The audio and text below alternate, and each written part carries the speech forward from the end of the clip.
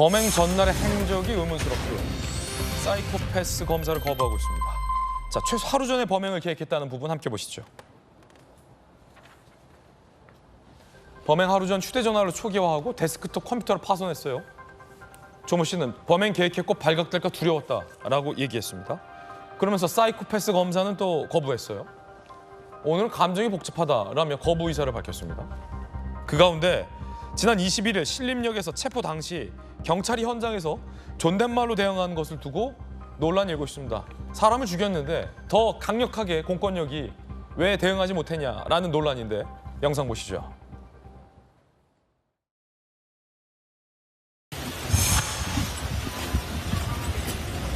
팔 버리세요. 팔 버리세요. 팔 버리세요. 팔 버려요. 팔 버리세요. 팔 버려요. 이 존댓말 대응에 비난도 일각에서 쏟아지면서 갑론을박 논란이 일고 있습니다. 칼 버려달라고 부탁하냐, 살인범에게 극진한 대우다.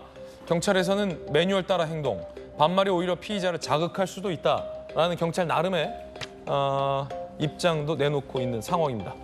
정법정께서 보시기에는 어떻습니까? 사실은 좀 더 강력하게 공권력이 좀 제압해줬으면 하는 마음에서 이런 누리꾼들이 아니 왜 존댓말하고 있냐라는 비판을 한 것 같아요. 근데 저는 그렇게 경찰을 비판하는 것이 마땅하다라고 생각이 되지 않는 게 보통 때는 그 공권력에 대해서 그렇게 무시하고 막 힘 빼고 그러다가 저런 일 생기면은 왜 저렇게 했냐라고 비난을 하면 도대체 경찰 입장에서 어떻게 하라는 겁니까? 경찰이 뭐 시위한데 뭐라고 그러면 뭐 민원 넣어가지고 만약에 저때 저런 일이 아니고 다른 일이 같았으면은 그 만약에 이제 민원이 들어갔으면 또 공권력이 뭐 남용되느니 어쩌느니 하면서 거기에 대해서 민원 들어가면 저 담당 경찰만 고생하는 거거든요. 그러니까 다 저런 것들이 학습되었기 때문에 그랬기 때문에 지금 저런 식으로 대응할 수밖에 없는 것이 아닌가 저는 그런 생각이 들고요.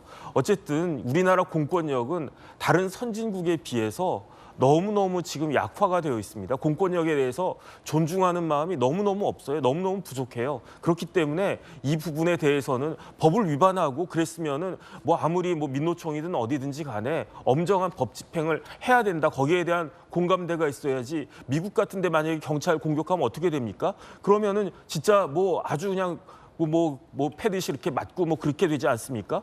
그러니까 제가 봤을 때는 비난할 때는 비난하더라도 공권력에 대해서는 반드시 존중되는 그런 문화가 필요하다라고 저는 생각합니다. 뭐 사안의 본질은 경찰이 존댓말을 했냐 반말을 했냐라는 것은 아닌 것 같아요. 제가 보기에도 적절히 현장에서 범인을 제압하고 적절한 대응을 했느냐의 여부로 봐야지 뭐 반말하면서 적절히 대응 안 했다고 논란이 수그러들 것 같지는 않습니다. 본질적인 건 다른 부분에 있다. 라는 생각도 드는데 자 김영주 의원님 하루 전에 휴대전화를 PC를 인멸했다?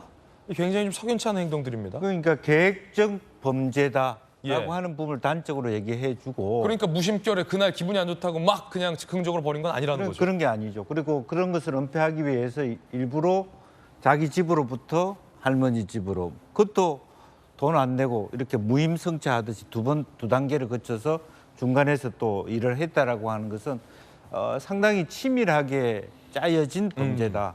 그리고 지금 그 사이코패스 조사도 자기가 거부한다라고 하는 것은 또 그것도 석연치 않은 부분이죠. 그렇기 때문에 지금 이참에 기본적으로 이 사람이 자기 사이코패스인 것처럼 혹은 의도전 그냥 지나가다 갑자기 이렇게 본인은 진술하지만 상당히 계획적으로 우리 사회에 대한 어떤 뭐랄까 무슨 분노 이런 것들을 계획했다 그렇게 봐야 될 것 같습니다. 그런가 하면 김재섭 비대위원님 신림역에서 또 살인 예고가 있어서 여성 뭐 20명을 죽이겠다라고 경고하는 사람도 있었다면서요. 그러니까요. 그러니까 그 이제 모방 범죄 같은 거 같아요. 또 비슷한 지역에서 또 끔찍한 일을 벌이겠다고 이제 예고를 한 건데 다행히 이제 그 검거는 된 걸로 알려져 있습니다. 빠르게 근데 흉기 구매한 내역도 자기가 인정했어요. 그러니까요. 그러니까 되게 이런 모방 범죄들을 막기 위한 예방, 대책 이런 거 마련들이 좀 필요하다라는 이제 여론들이 좀 일고 있는 것 같고요. 게다가 그 신림동 살인 사건에서 그 분은 사실은 그 어려서부터 수차례 여러 개 범죄를 저지른 이 경험이 있지 않습니까? 그러니까 그런 경우에는 재발 방지를 위해서라도 어떤 예방 시스템이 마련됐어야 되는데 그런 게 우리 사회에 너무 시스템이 부족했다. 이런 문제점들이 요새 일어나고 있는 것 같습니다.